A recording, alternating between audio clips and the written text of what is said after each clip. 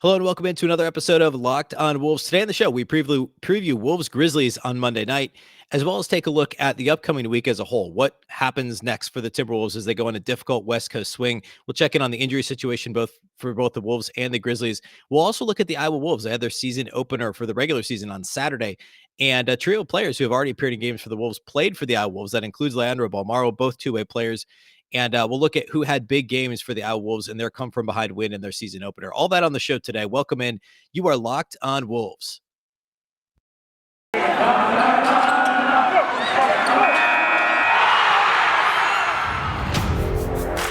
You are Locked on Timberwolves, your daily Minnesota Timberwolves podcast. Part of the Locked on Podcast Network. Your team every day.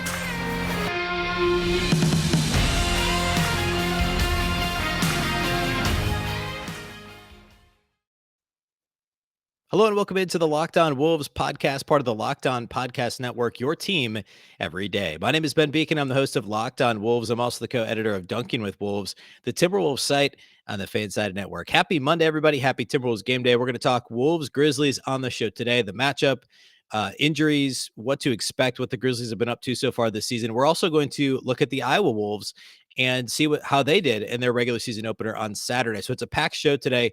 Welcome in. Thank you for making Locked on Wolves your first listen each and every day. Remember, Locked on Wolves is free and available on all platforms. That includes YouTube, as well as all of the audio platforms, including Apple, Google, Spotify, and of course, the all-new Odyssey app. You can also follow the show on Twitter at Locked on T-Wolves and at Beecken with two B's, two E's, C-K-E-N. All right, let's start with some general Timberwolves notes. We'll check in on the injury situation, the upcoming schedule, and actually we'll start there. And then also, I want to talk a little bit about Ricky Rubio's big day for the Cleveland Cavaliers at Madison Square Garden on Sunday. So we're going to hit all that here right off the top before we get into the Iowa Wolves and the matchup against the Grizzlies. So the upcoming schedule, obviously sitting here today, the Wolves haven't played since Friday. They had the weekend off, Saturday, Sunday off. They traveled out, I guess not west, traveled slightly to the east to play Memphis, and then they head all the way back west to play a trio of games in California. The Timberwolves are, of course, at this point, 3-5. They've lost 4 consecutive games. They have not played on the road in 12 days. They have not won a game in 12 days. They played one road game in their first 8. Their only road game, of course, was the win against Milwaukee 12 days ago. And they've been at Target Center since, and they've lost every game they've played since. So the fact that they have to head on a road trip against 4 teams that are all expected to make the playoffs in the rough and tumble Western Conference is daunting, I think, to say the least. D'Angelo Russell is still listed as questionable for Monday with the ankle sprain. He did practice on Sunday. And of course, Anthony Edwards said post-game on Friday night that he expected D'Lo to play Monday. When Chris Finch was asked on Sunday by the media if D'Lo would play Monday, he didn't respond. He's still listed as questionable. So my guess is the Wolves will list him as questionable again Monday, and he'll be a game time decision Monday night. But it would obviously be good to get D'Lo back because the offense really struggled on Friday, and they could really use another shooter out on the court to help take some pressure off Karl-Anthony Towns. But anyway, regarding the schedule, I mean, at Memphis, at Golden State, at the Lakers, at the Clippers. So Memphis is 5-4. They've had a bit of a roller coaster season. We'll talk more about them here shortly. Golden State is heading into play Sunday is 7-1. And actually they won Sunday. So 8-1 now on the season. So they've been even better than expected this year. Now, both LA teams are sitting at 500. They have not been as good as expected, or I guess the Clippers are now a game above because they won on Sunday. So they're 5-4. The Lakers are 5-5. So it's not like a murderer's row of teams, right? This isn't like peak Lakers, and it's not like they're playing the Nuggets and the Jazz and the Suns or something on one of those West Coast trips. This is essentially 3 500 teams and a red hot Golden State Warriors team that's largely healthy and obviously playing extremely well. So it's not an easy road trip, but I think the fact that they've played 7 of 8 at home and they're now in the middle of a ton of adversity, all of a sudden, 12 days since they last won. What are they now at home so far this season? 2-5 at home this season. Now they have to head west, or first east to Memphis, then west to California. This is a difficult stretch for the Wolves. And honestly, if they emerge from this 2-2, that would be fantastic. Honestly, 1-3 feels like the most likely outcome. But they really can't afford it. I mean, if they go 1-3 on this road trip, I mean, we're looking at what, a 4-8 team headed home to play the Phoenix Suns on Monday the 15th. That is not that's not a recipe for being in the play-in conversation here in the next couple of months. That a 4-8 start to the season is not at all what the Timberwolves had in mind. So this is a really difficult road trip for Minnesota, and they can't afford to let things get away from themselves with a bad performance in Memphis on Monday. The Golden State game's Wednesday, and then the Lakers are Friday with the Clippers Saturday. The Wolves' first back-to-back set this season, both games in LA, so don't have to travel in between.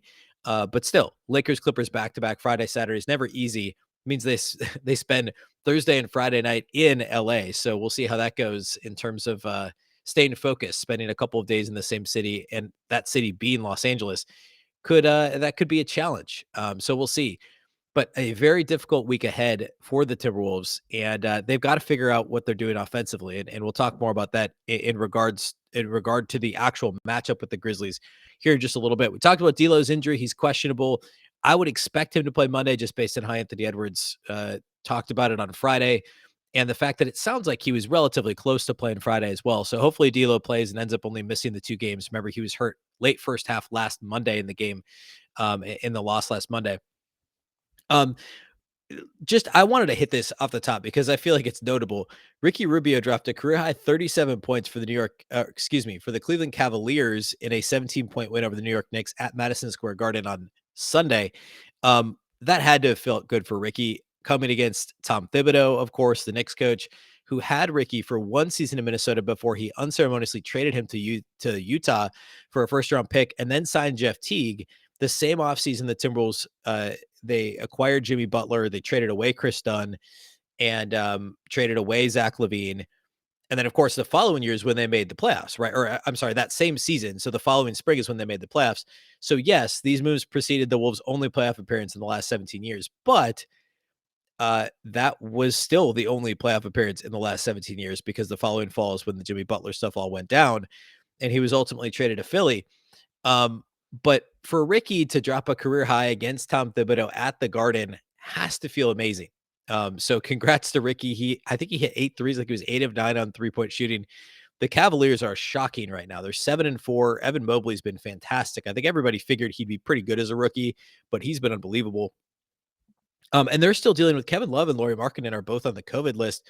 And they've got some other injuries as well. Isaac Okoro's out with an injury, has been out for a few games now. But man, to start 7-4 is exactly what I think everyone expected the Wolves to do.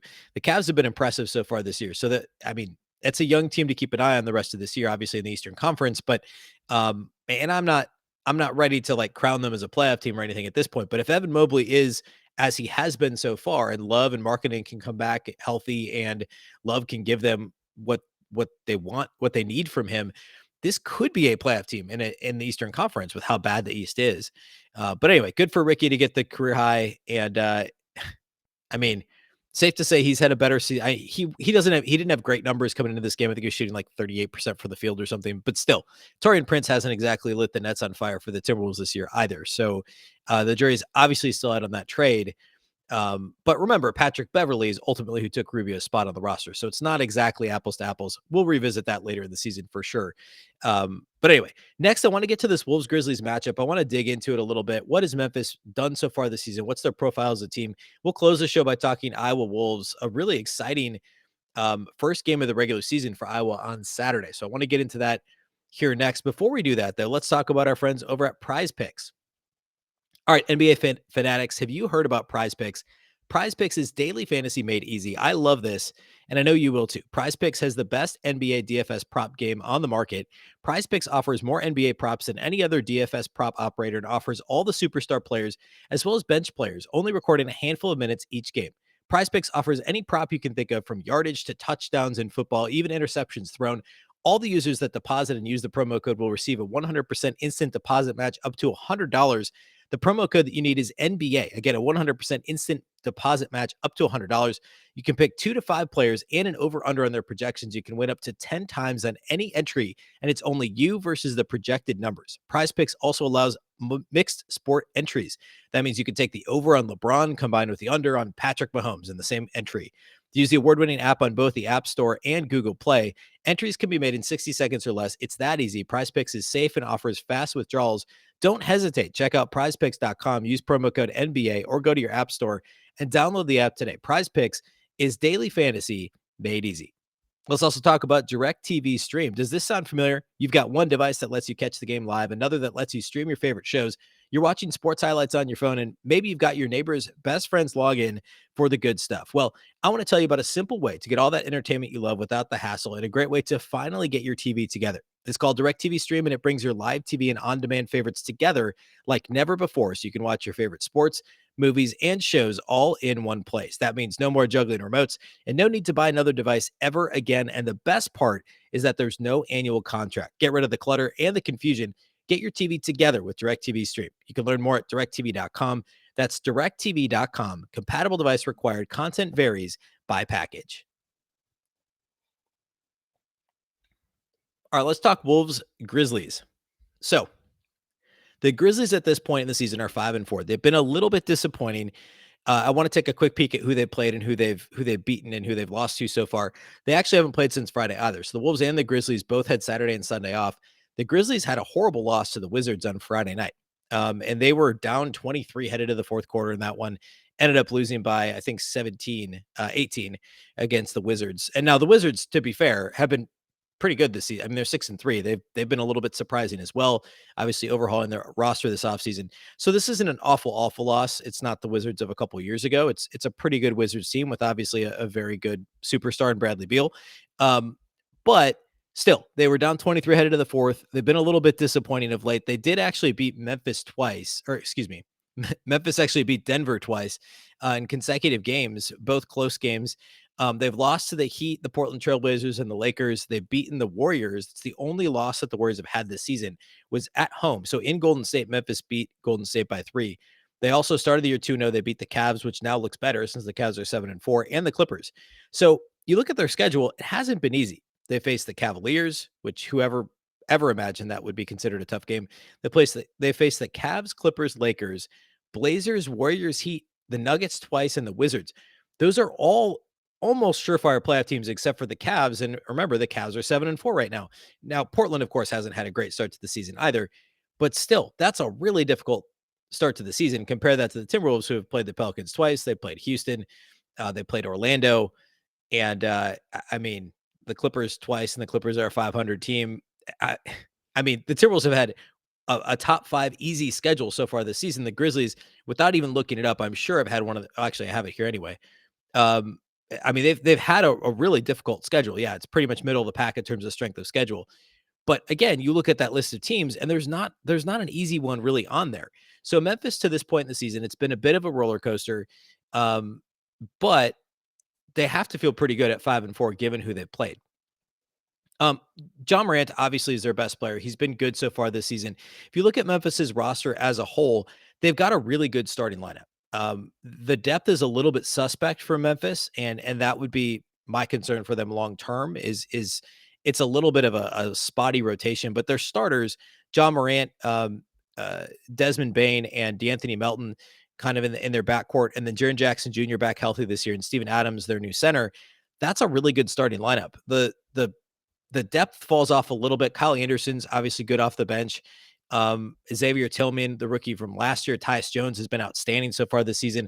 After that is where it gets a little bit more questionable. Brandon Clark has somehow fallen out of the rotation. That's a player, by the way, if the Grizzlies decide to try and trade him, I'd be surprised if they wanted to trade with the Timberwolves, but Clark would be a perfect fit with Karl-Anthony Towns. Conversation for another day, but he's not in their regular rotation at this point.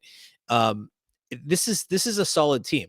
To this point in the season, Jaren Jackson Jr. has not rounded into form. He missed much of last year with injuries, and he just hasn't quite been what he needs to be for them. But if he figures it out, and if Desmond Bane continues to improve, if D'Anthony Melton continues to improve, and Steven Adams stays healthy, that's a really solid starting 5. And this is probably the 6th or 7th best team in the West, in my opinion.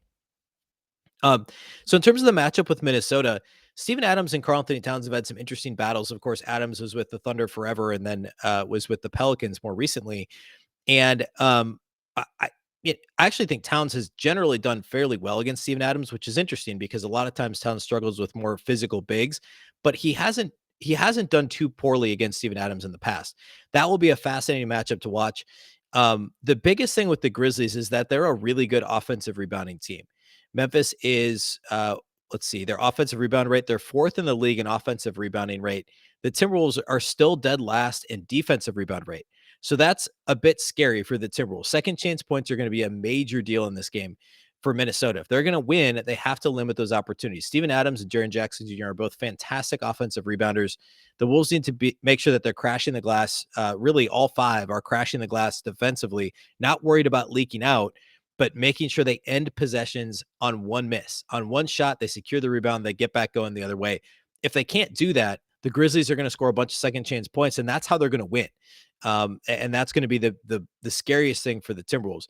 In terms of the other end of the floor, the Grizzlies they're giving up the the second best 3-point shooting percentage, or I guess in the Grizz, if you're saying it from the Grizzlies' perspective, the second worst or the second highest 3-point shooting percentage to opponents so far this season.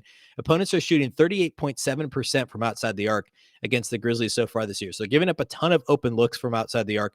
The Timberwolves, of course, are bottom 5 in shooting percentage. They're number 1 in 3-point attempts per game, but they're bottom 5 in 3-point shooting percentage so far this season. So again, and this is, I sound like a broken record.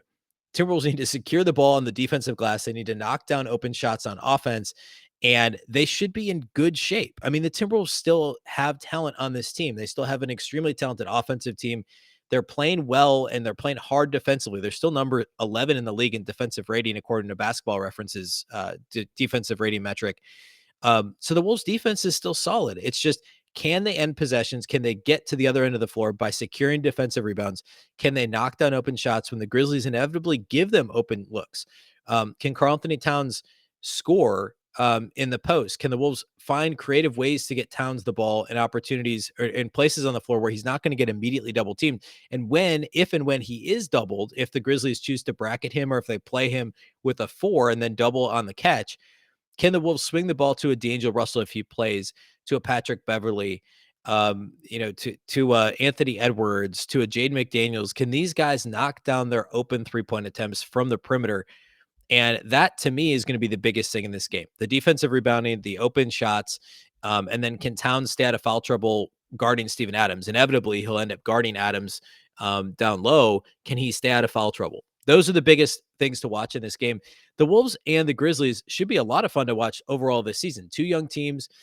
Ja Morant, Anthony Edwards, obviously are different players, but they have some similarities in how they play, getting downhill, being physical, going to the basket, using their athleticism, dunking over guys, being dynamic at the rim, and both still working on their outside game.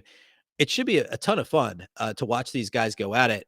And the Grizzlies have just such a fun, dynamic young roster. And here's hoping that both of these teams could be in the playoff conversation or the play-in conversation, if not, the 6-7 seed towards the end of the season. Because again, I think this matchup could be really fascinating. Okay, I want to close the show by talking Iowa Wolves. They had their regular season opener on Saturday. I want to look at what happened in that game. Leandro Bolmaro, Nathan Knight, Mckinley Wright, all players who have appeared in games for the Timberwolves so far this season. They all started and played heavy minutes and played well for the Iowa Wolves on Saturday in their win. So I want to look at the stats from that game and touch on that here momentarily. First, though, let's talk about our friends at Built Bar. Built Bar is the best tasting protein bar of all time. It tastes exactly like a candy bar. And speaking of Built Bar, well, I love Thanksgiving. Of all the good food and treats, and plenty of them, but maybe you want a yummy dessert that isn't so full of calories and sugar. And that's where Built Bar comes in. It's the perfect time for Built Bars. Built Bar is the new holiday dessert. Feast on something delicious and feel good about it. One slice of pie has upwards of 300 calories, and that's on the low end. Most Built Bars are only 130 calories and only 4 grams of sugar with plenty of protein. Replace the coconut cream pie with coconut Built Bar, or go for a raspberry Built Bar instead of the raspberry pie. Lots of good flavors to replace any pie. Low calorie, low carb, low fat, high protein, and covered in 100% real chocolate. Built is a great option for when you're hungry. If Thanksgiving isn't coming soon enough, go for a Built Bar or two now. Share some at your family gatherings. It'll make things less awkward. Maybe Aunt Betty hasn't tried a Built Bar yet. New surprises all month, limited time flavors arriving at Built.com regularly. So check the site often. There's nothing like a Built Bar Black Friday. Mark your calendar. Black Friday will be a huge event with all sorts of surprises. Go to Built.com. Use promo code LOCK15. You'll get 15% off your order. That's promo code LOCK15 for 15% off at Built.com.